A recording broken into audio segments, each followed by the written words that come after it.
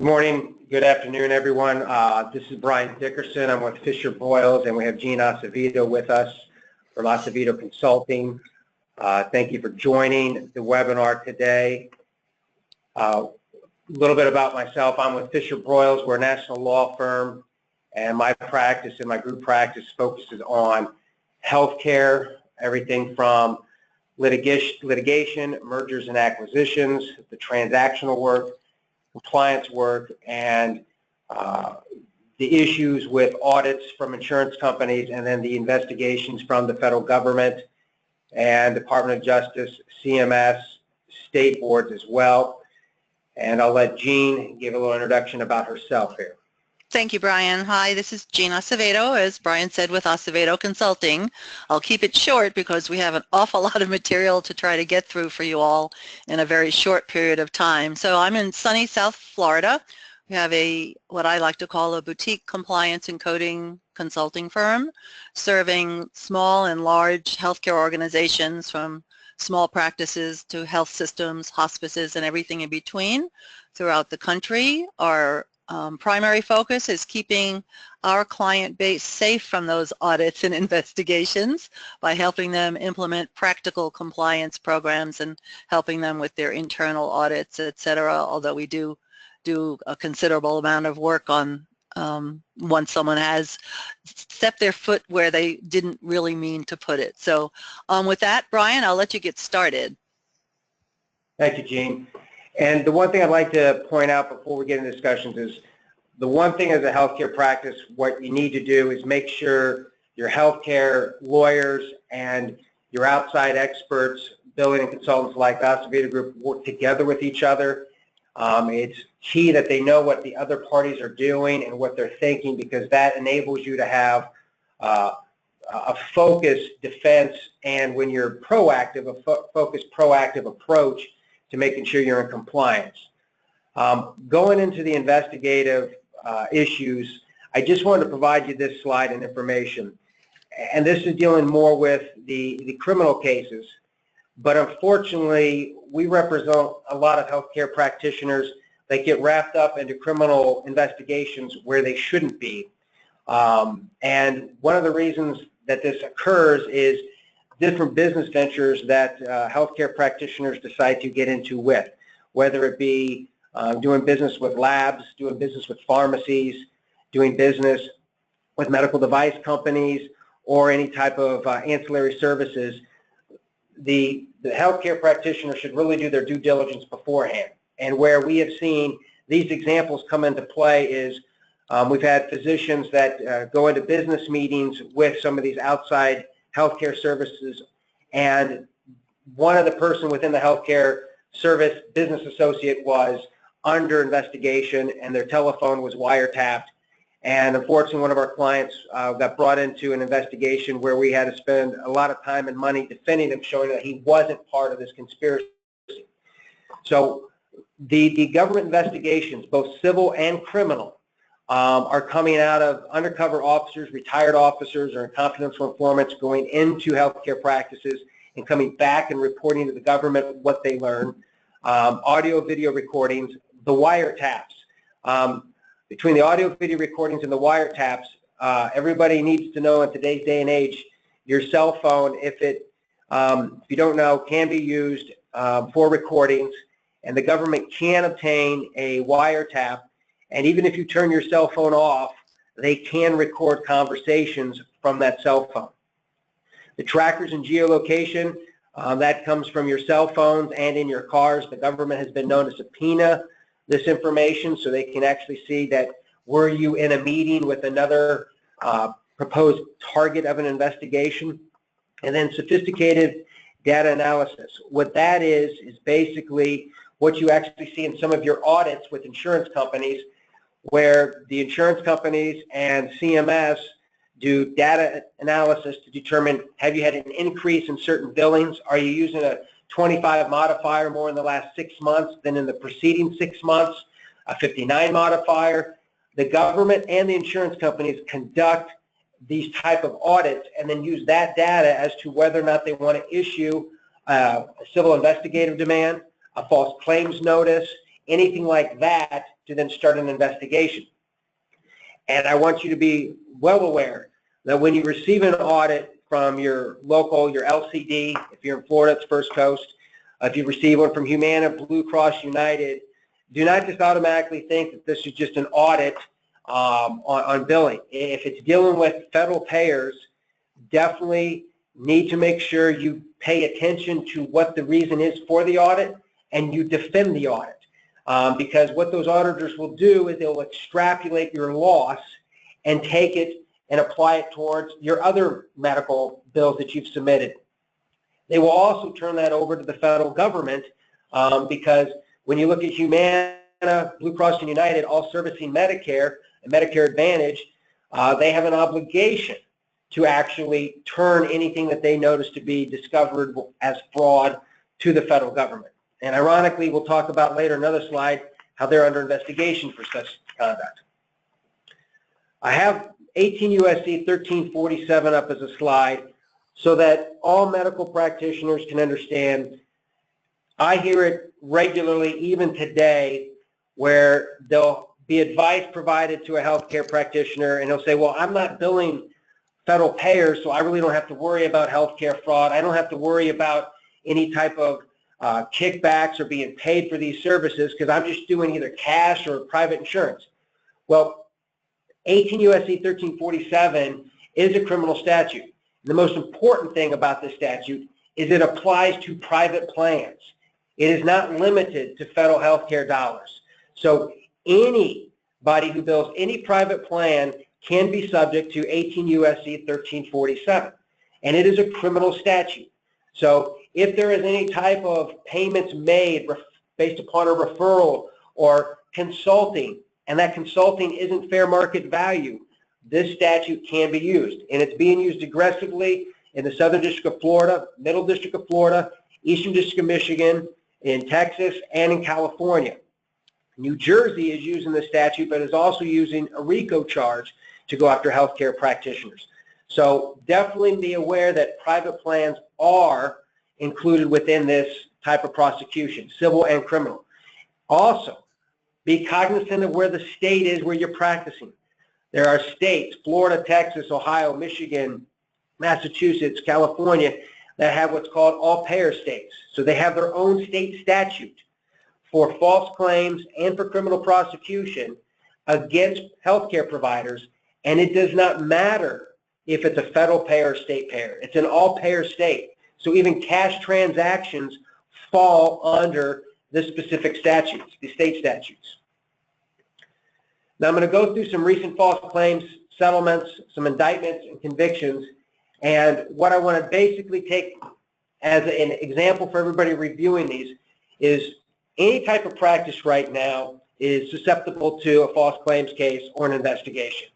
Now it is true that hospice, oncologists, radiation oncologists, orthopedics, dermatologists, cardiologists, and ASCs are prime targets.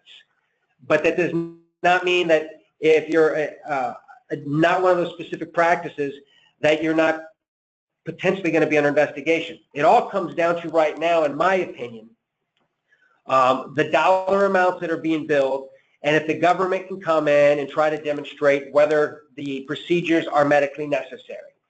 And then what does that mean? Well, it means whether or not you're following actual proper billing protocol. And then secondly, what I see all the time is the documentation. And I have a doctor who is under strict scrutiny on audits, but he beats the audits every time because his note-taking is meticulous. He can explain everything, and that's why he is successful with these audits. Whereas I have other practitioners where they do not have the exemplary medical note-taking, and so it's kind of hard to determine why they actually billed under a 25 modifier because there's no indication there as to a reason for doing so. So the medical note-taking is essential. The other thing that I want to just mention is we're not going to be able to go into it in detail, but HIPAA. And I know most practitioners don't want to really deal with HIPAA, but right now you've got, in the last 6 months, the two largest settlements on HIPAA breaches at $5.5 million each in settlements.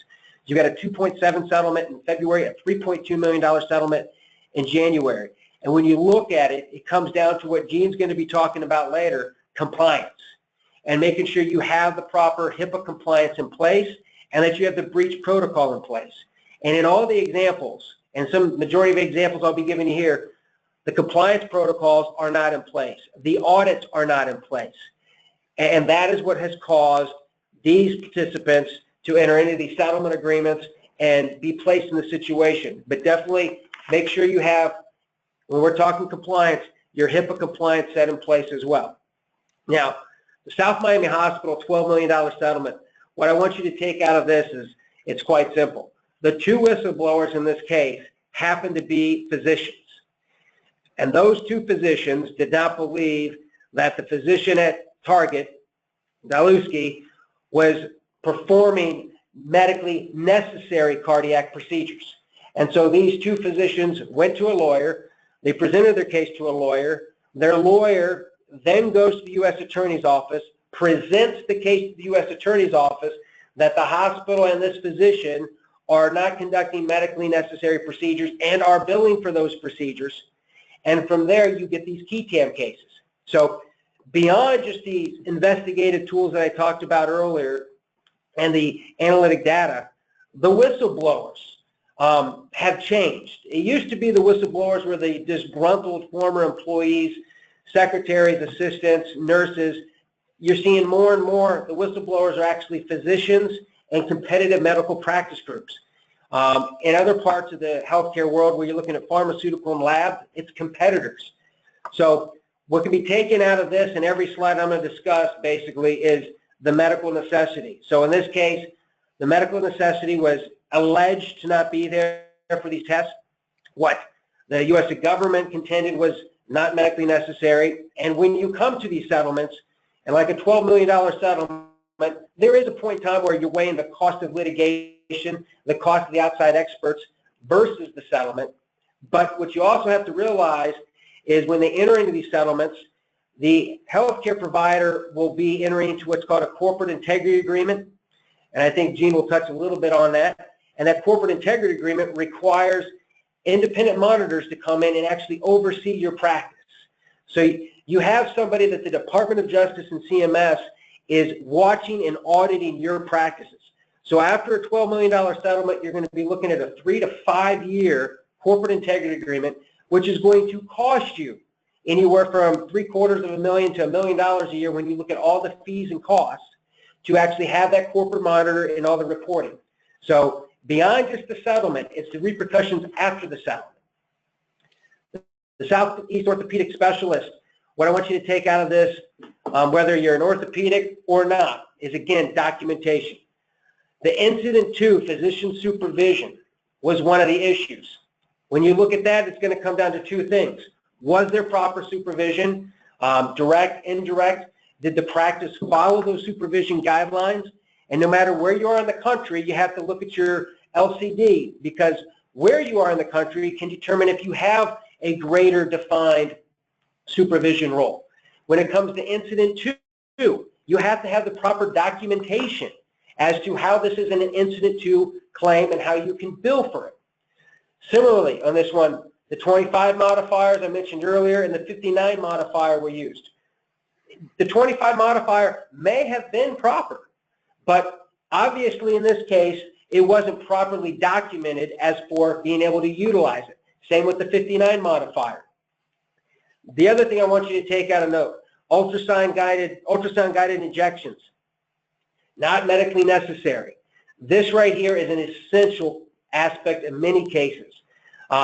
The government right now, especially in Southeast United States, with the ultrasound-guided injections, they're saying it's not medically necessary. A lot of times it's improper documentation, but the way the LCDs are written right now, you have to climb over a mountain to be able to use the guided injections and bill for it for ultrasound. Now, the New Jersey case, I'm assuming the majority of attendees on this call, this is not me. I will never be in that situation.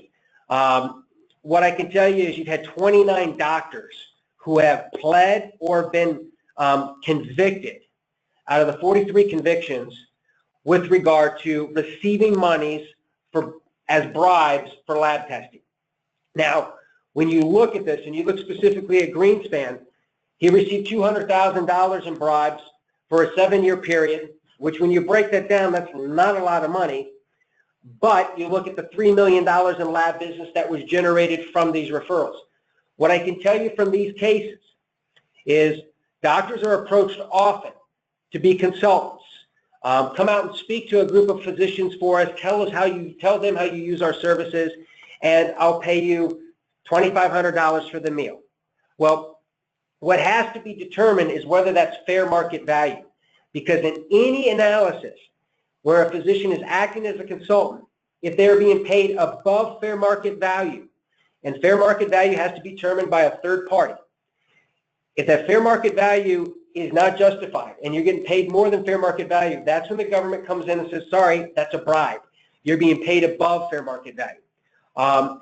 There was just out of New York today, or actually yesterday, but it was reported today, district court judge allowing the United States Department of Justice to obtain 7 years of information with regard to meals and entertainment paid to doctors by pharmaceutical companies for the meals and entertainment aspect.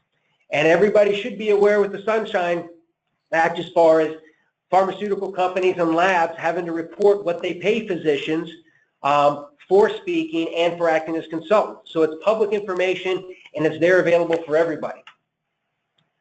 Now, this settlement, and as you all notice, all these settlements that I'm discussing are from December to present, and I could have added probably another 10 to 15, but we don't have the time.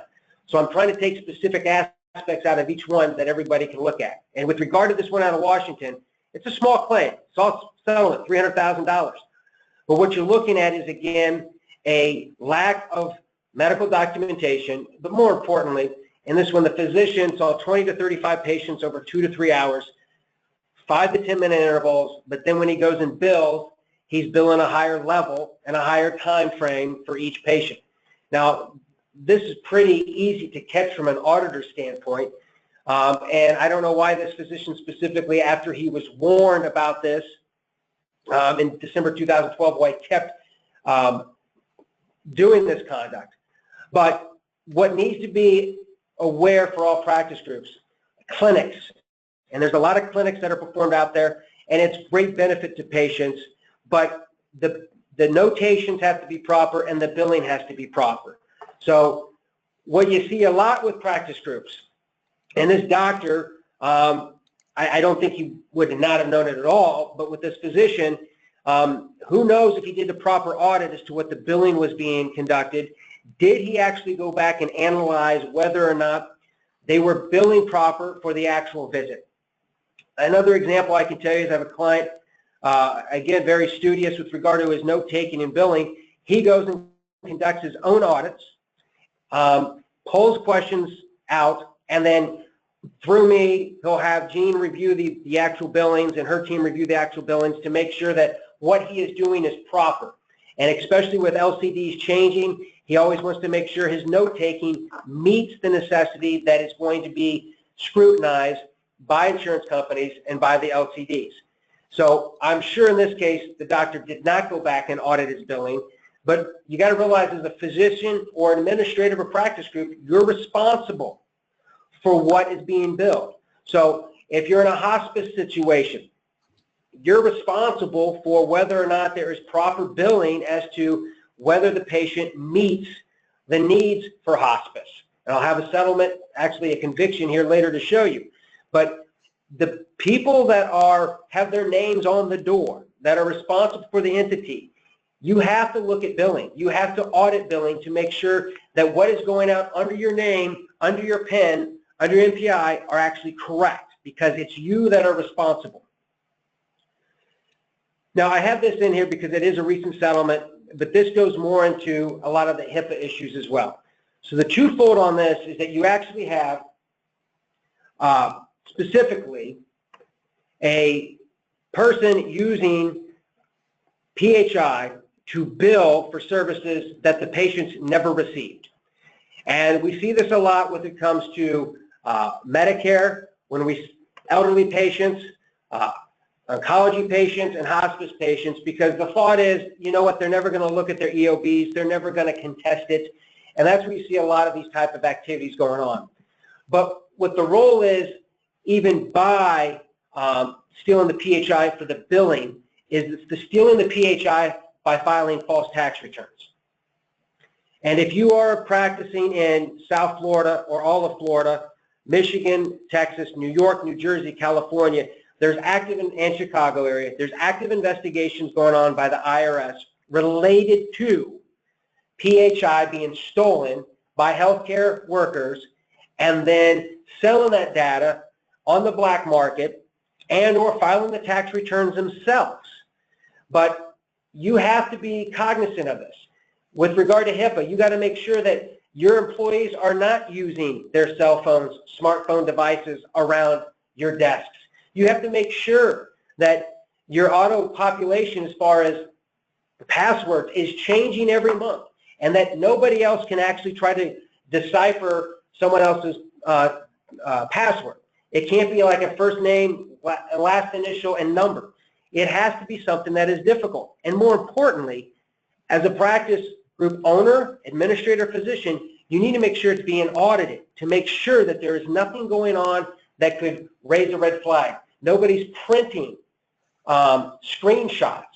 Nobody is doing any looking back at specific paid PHI data over and over again. Those are red flags that somebody is fishing for PHI to use and steal in the black market. Now, the next slide. The main reason I have this slide in there is because not the settlement, not the fact that you have unapproved chemotherapy drugs being purchased from overseas and being used by the practitioner, which is just ridiculous. It's looking back at the date, April 10th to January 2011, and you're just now getting the government to actually have the actual plea. These investigations, they have a 5-year statute of limitation, sometimes in state 6, that they can look back on. So what you need to be looking at right now, especially if you are an oncologist and you care and treat and have medications on site, pharmaceutical products, if you do in-office dispensing, is the Drug Supply Chain Security Act, especially for in-office dispensers. You have to make sure you have the proper pedigrees, and those pedigrees are saved from the actual distributors. More importantly, you got to make sure your wholesaler distributor is actually licensed in your state where you are practicing.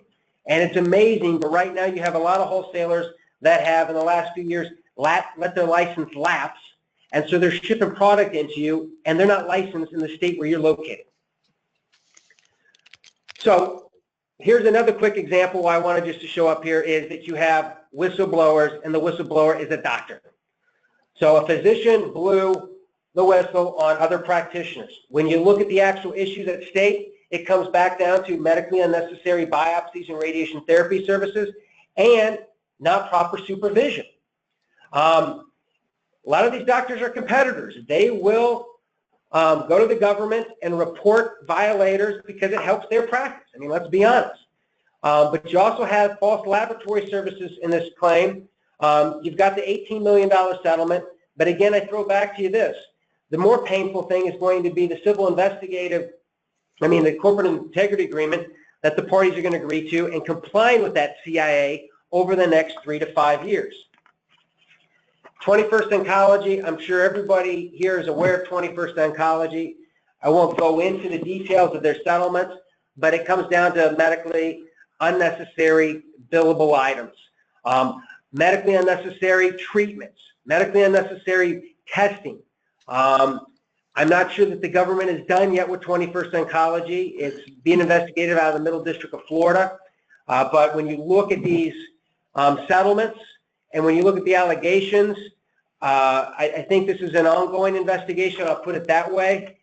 But it all comes back to you really have to have the basis and necessity to do the test and or to bill for the test, whether it be a procedure, whether it be a lab test.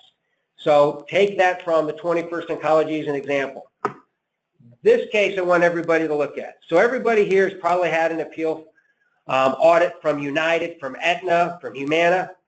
Well, if anybody believes the Trump administration is not going to be pro-whistleblower and pro-healthcare fraud enforcement. This case, the government intervened under the Trump administration. And the interesting thing, it is against United Health being the entity that they intervened with, as the allegations are from the whistleblower that United Health hired its employees to evaluate the billables of the healthcare providers and try to maximize revenue. In some cases, they paid the revenue that was discovered to physicians because they went back to the physicians and had the physicians either try to find another disease or condition to allow for a higher risk adjustment.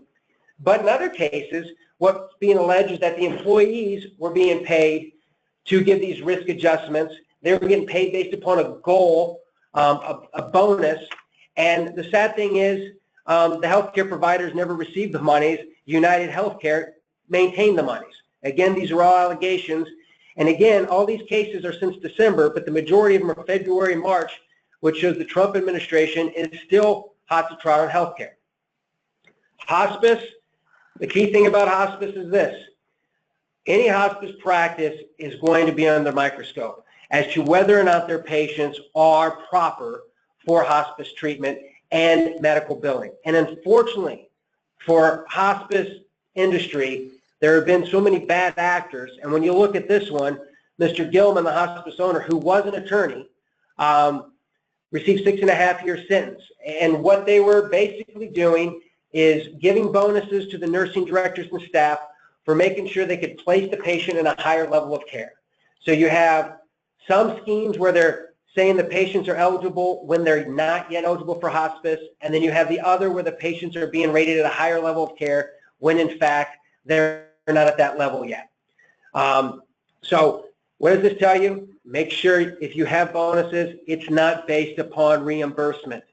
Make sure if you do have employees that leave, just like when we looked at 21st Oncology, which that was a whistleblower. Make sure if you have employees that leave that you ask them in exit interviews, why are you leaving? Do you know of any fraud? And I know this may seem crazy, and I have a lot of doctors, well, I don't want to ask them that question. Hell yes, you want to ask them that question, because if you do a proper exit interview and you ask them, is there any fraud? Have you seen any wrongful billing? And they come back and say, no, not at all. And you have a proper compliance program in place which requires them to tell you of these things. When they go to the government and say they're doing healthcare fraud and they contact you and your attorneys go and talk to the U.S. Attorney's Office and say, listen, we asked them back on March 15th when they left whether there was a problem, and they specifically said no. Here's our exit interview and here's where they signed it.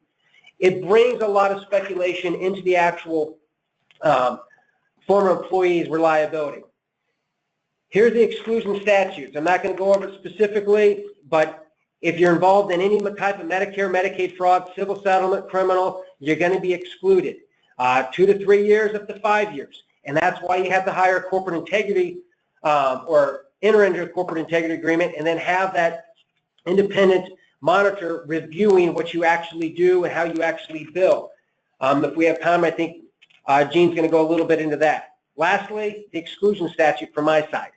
The civil monetary penalty, $10,000 to $50,000 per violation.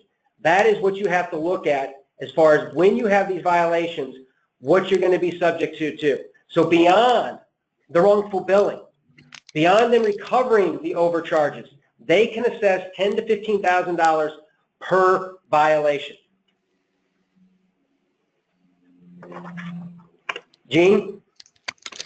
Thank you, Brian. Well, I don't know about the rest of you, but I've been scared straight. So as I listened, 3 things that I thought of as really important, and I think one of the last cases Brian went over really exemplified that. It's not only the top management, executive management that can find themselves on the wrong side of the law in these institutions where things have gone wrong, CNAs, etc. The whistleblowers, Brian's 100% correct. There are more and more cases of whistleblowers, these key time lawsuits, and more physicians are getting tired of other physicians not doing the right thing by their patients. And of course, probably the most overarching theme for all of these was excuse me, medical necessity. So I'm going to talk about how do you avoid all of this? What is your best protection? And your best protection is an effective compliance program. Way back, I just actually got back yesterday from this year's Compliance Institute, but when I went in 2009, I wrote down this quote from Inspector General Daniel Levinson, and he still is the Inspector General of the OIG for HHS. I believe he's the longest serving IG that we've ever had. At that time, when he said, quote, "We expect that every healthcare provider will have an effective compliance program," I took note. And it is something that we all need to be aware of. And it's having an effective compliance program means that at the very least, you have a program in place that could meet these 7 elements. These are the 7 routine elements of a compliance program. They come straight out of this U.S. sentencing guidelines, and they form the basis for your individual plans. There needs to be internal monitoring, auditing. Well, obviously that's how you try to proactively uncover some of the issues that Brian's gone over and avoid them. Having a compliance code of conduct, practice and organizational standards and policies and procedures. Having someone in charge, a compliance officer. Making sure that everybody in the organization is trained, and it's not a one-shot deal. It's not only when I am hired, that's on an ongoing and at least annual basis from a comprehensive perspective. Making sure that if and when violations of policies, the laws, etc., are detected, that there are appropriate investigations, and that there are disciplinary policies for folks who deliberately ignore the organization's policies, and definitely good lines of communication to encourage employees to come forward and with a strong non-retaliation policy. These whistleblowers, typically, if you delve into the specifics of an individual case, is typically someone who got so tired of going to their manager and or the compliance officer or someone else in the organization and not ever knowing that anything was followed up on, and they felt that they have no choice. So these are the 7 basics of a compliance program. When you sit down to do that, you have to figure out what's going to be in it. Well, Brian mentioned HIPAA, and I do believe it's the 800-pound gorilla in the room, but we're not going to talk about that for today. Obviously, you want to consider OSHA. If you have 50 employees or more, I believe it is, you need to make sure the ADA is covered. But for us today, let's talk about corporate and Medicare compliance. And then how you approach that depends on, is your business all fee-for-service? Is it at-risk managed care? Is it a combination?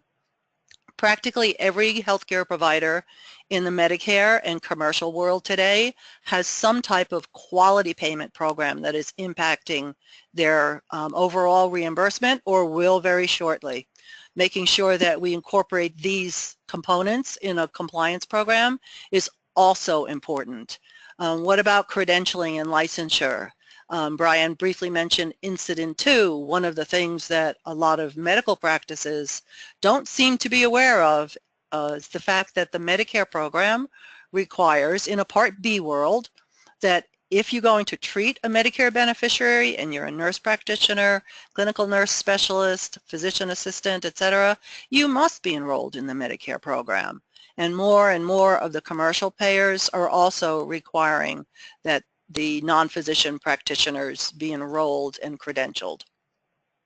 So where would you start? The best place is the Office of the Inspector General's website. The URL for all their compliance guidance is listed here. Most of them have not changed since the late 1990s. The hospital changed a little bit, I believe in about the early 2000s, maybe 2001, but these are your core documents. Depending on what state you're in, consider whether or not you're a Medicaid provider or if your state has other compliance requirements. New York is a perfect example. The New York's Office of the Medicaid Inspector General not only has very specific compliance requirements, but Medicaid providers in the state of New York are supposed to attest each year to the state that they actually do indeed have an effective compliance program. And check your managed care contracts. You may have signed off that you're providing fraud, waste, and abuse training every year to the providers and certain other staff in your organization as a contractual obligation. So those are at least the places to start. And even if you have a compliance program already, go back and check. You may have, actually on an annual basis, it's a good idea to review current contracts, etc., to see what might need to be revised. So you've got the compliance program you started. What type of risk areas do you want to address? Obviously coding and billing, not only fee for service, but medical risk adjustment if you're in that type of an environment, reasonable and necessary services. Brian did indeed indicate medical necessity more than once. It seems to be a common theme, and I'm going to address that a little more specifically in a moment. Everybody now seems to be on an electronic medical record, and I'm all for EMRs, but they do indeed create additional risks. Do you have your copy and paste, cloning, carry forward options that are turned on or off? If you allow clinicians to carry forward information, you need really good, strong policies to make sure that we don't have clone medical records or folks using another clinician's documentation in today's note being represented as someone else's notes, etc. Is all of the information on your 1500 or UB4, depending on the provider type, supported by documentation in the chart? Kickbacks, inducements, any Stark 2 issues. This is where good legal review of your compliance program at least once a year can come in very, very handy. When it comes to the medical necessity, the Medicare law, which is the Social Security Act, actually defines when services are covered, i.e. payable, by the Medicare program, and unless they meet some other benefit category, such as the screening and preventive services, to be paid, Medicare's provided services must be, quote, reasonable and necessary for the diagnosis or treatment of illness or injury or to improve the functioning of a malformed body member. Not a very easy to understand definition, so at one point a CMS glossary at medicare.gov said it a little clearer. Services or supplies that are proper and needed for the diagnosis or treatment of your medical condition are provided for the diagnosis, direct care, and treatment of your medical condition and meet the standards of good medical practice.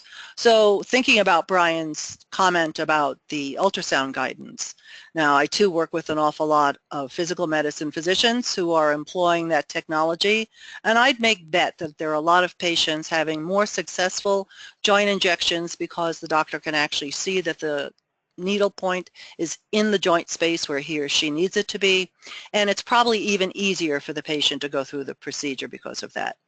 But it's not the standard of care now, not from a payer's perspective. And every service that the Medicare and most other payers as well, right, this may be Medicare's definition, but most insurers also pay for services that are medically necessary.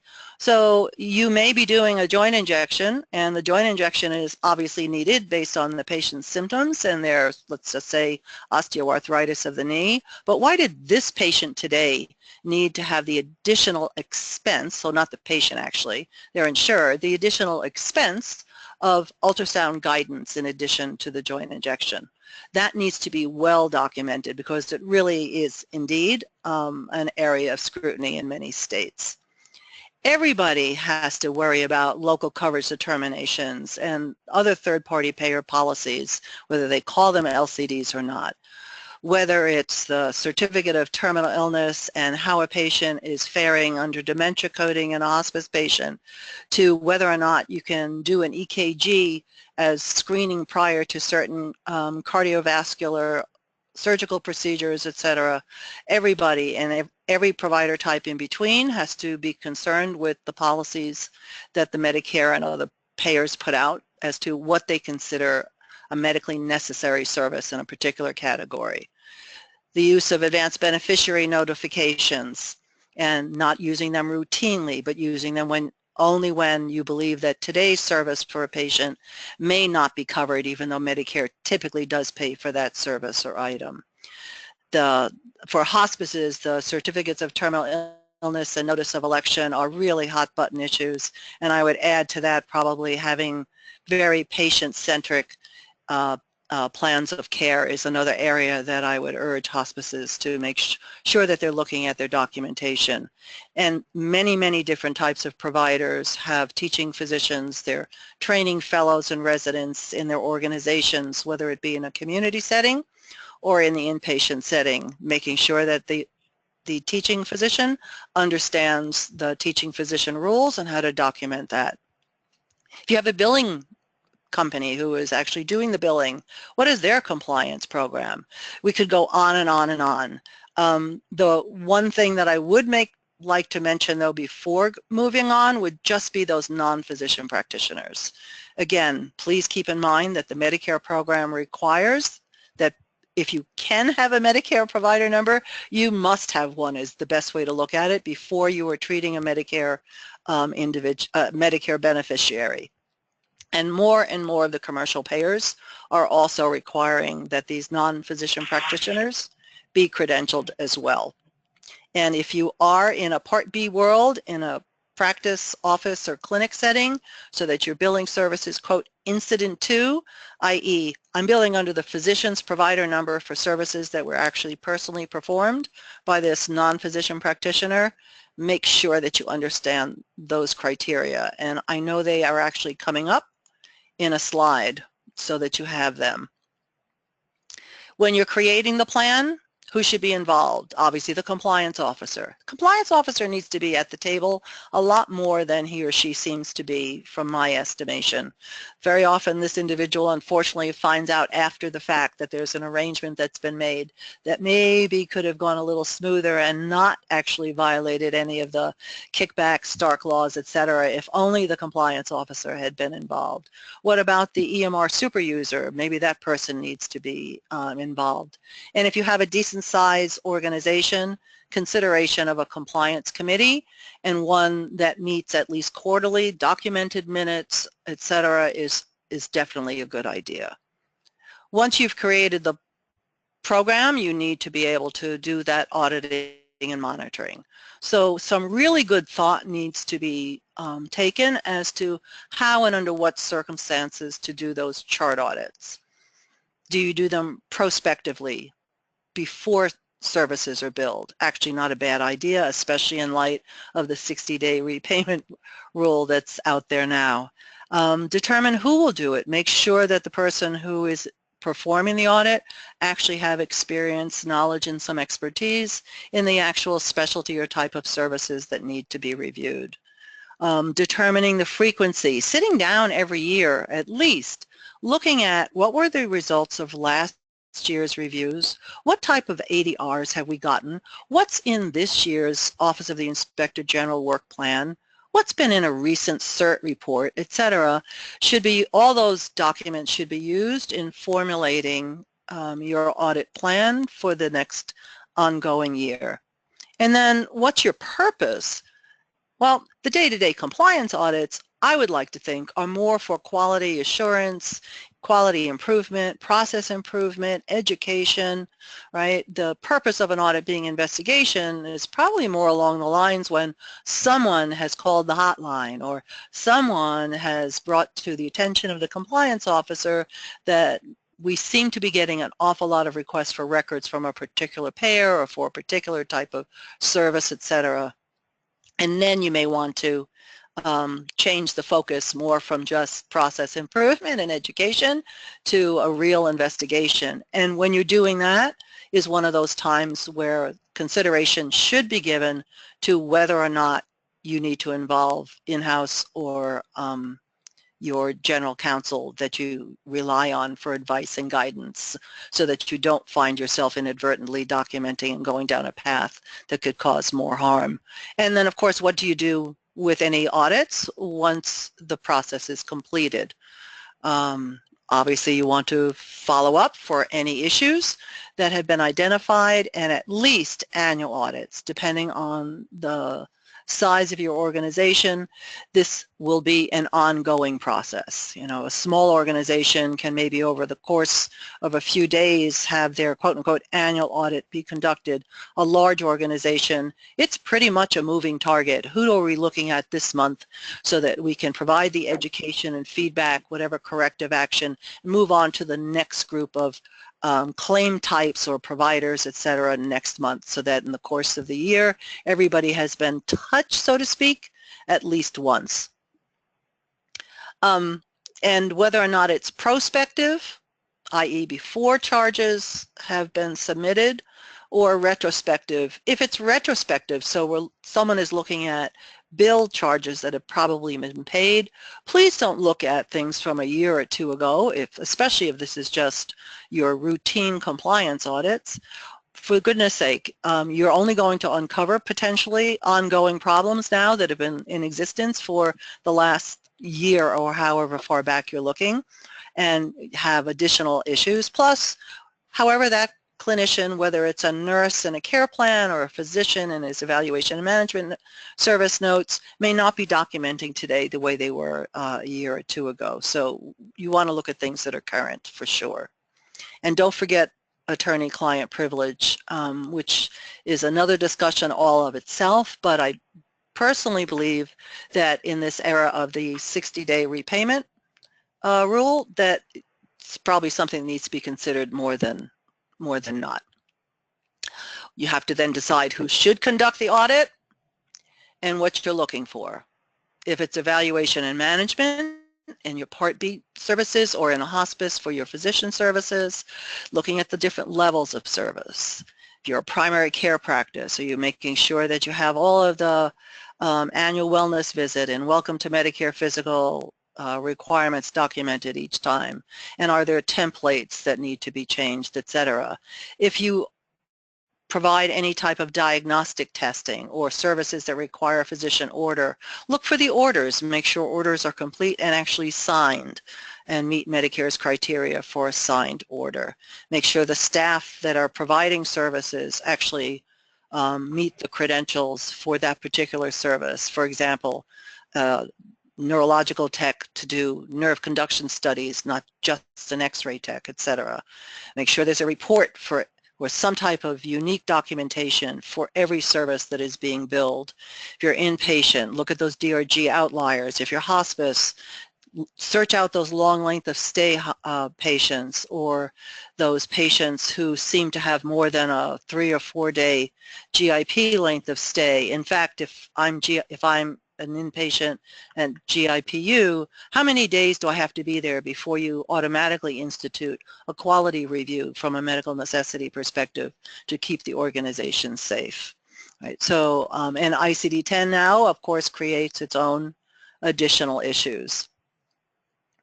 Once you have the information from your initial focused or annual reviews, have to have consideration as to whether or not you even want to report formally, and who do you meet with, and what do you do with the information. And it should be that there's some education and training, obviously some disciplinary action. Should it be that this is not the first time, this is whatever the violation is, or a lack of adherence to policies is with a provider or a staff member per your policies, and then the whole thing should just keep starting all over again. It is an ongoing process. Using your ADRs, denials, etc., to keep the system going. So now I do want to, I'm going to go through for time. You have the Incident 2 slides in your handout, but the last few minutes that we have, and you can read them, I think they're pretty straightforward, but the last thing that I want to make sure that we go over is having an effective compliance program. Now, you have an extra handout that was uploaded to the GoToWebinar site. You should have it on the right side of your screen. It says Compliance Program Effectiveness. At the Healthcare Compliance Association meeting in Maryland this week, they announced and released this document that is a phenomenal resource that was done as a joint effort with the Office of the Inspector General. So what I found interesting was to get this, knowing that I already had some information in this presentation on insufficient compliance plans, i.e. those that the New York Bureau of Compliance for the New York Medicaid Office of the Inspector General had already found ineffective, right? So the document that you have is going to take you through about 50 different sections of areas that will help guide you. It is not, and I'm trying to go back a little bit here. I'm having trouble backing up on my slides. Brian, can you help me go back a little bit? I want to go back to insufficiently, whoops, number one more. Thank you. So when you go through the document, you'll note that it's quite comprehensive. No one program will find itself in compliance with everything in this document. In fact, I think as I went through it, you'll find that it's a good tool to use over time, taking certain sections, those that obviously apply to you, and using them as your ongoing, some of your QAPI QA activities. But it fairly much mirrors the same type of issues that the state of New York found a couple of years ago. One, that there wasn't a compliance program. There wasn't a solid code of conduct or policies or procedures. And one of the things I know that we'll wind up when we do a process review of our hospice clients is ask them, have you incorporated a physician component in your compliance program? And very often, since they started billing for physician services, that is something that they actually have forgotten about, so it's not been formalized. So now might be a good time to look at the comprehensive nature of your document that you have against this effectiveness document. Making sure that you have someone who's vested with the responsibility, i.e. the compliance officer, and that individual report high up to the chain of command. The CEO, the board, should not report to in-house legal counsel nor to the CFO. The OIG considers those reporting structures inherently conflict. Not having good training and education. It's a good idea to go around every once in a while and ask a line member staff out of the blue, so who's the compliance officer? Can you name the compliance officer? And see whether or not you get an answer, or even a common question, supposedly easy question, such as, do you know if we have a compliance program? And see whether or not staff will come back with a, well, of course, and give you an affirmative answer, or if they hesitate, or if they actually don't know, to get an idea as to whether or not your training and education needs to be buffed up a little bit.